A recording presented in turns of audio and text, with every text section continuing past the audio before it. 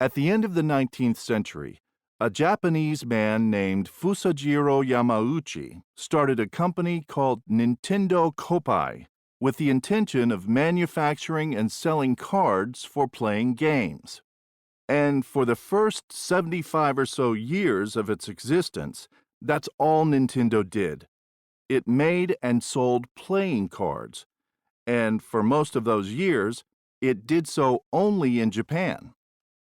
But the president of Nintendo was a smart man, and he recognized that selling playing cards was a limited business. You see, most families don't need more than one or two packs of cards, so there's little reason for customers to buy products again and again. As a result, Nintendo entered other markets. At various times, it ran taxis, operated hotels, sold instant food products, and made toys. Most of these ventures were unsuccessful, however, and even worse, Nintendo's core business, selling playing cards, remember, was declining. As the president had imagined, sales were limited because Japanese families had all the cards they needed. At this point, and we're talking mid 1960s here, Nintendo was in serious trouble. It was just barely surviving in Japan as a minor toy company, nothing more. Fortunately, one of its employees was a promising engineer by the name of Gunpei Yokoi.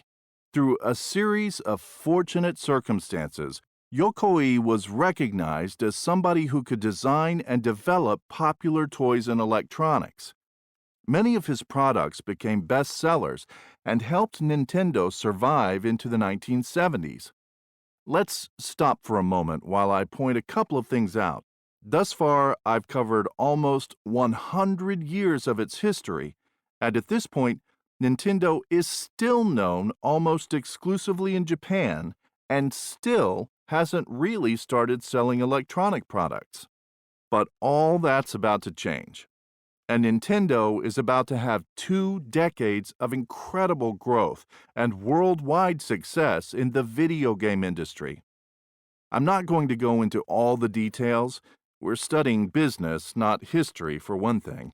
For another, the key points are in your reading. But there are 2 points that I think are worth mentioning.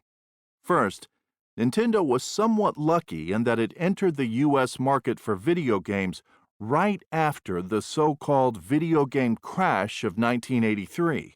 Having seen the crash and understood at least some of its causes, Nintendo was able to avoid the problems that had caused industry giants, such as Atari, to get out of video games, at least temporarily.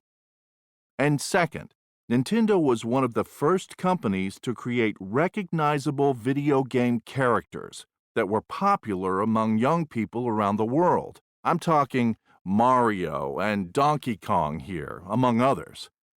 This allowed Nintendo not only to sell hardware, the video game console device itself, but also software, the games that are played on the hardware. This kind of integration allowed Nintendo to make huge profits and become one of the most prominent and influential companies in the entertainment sector.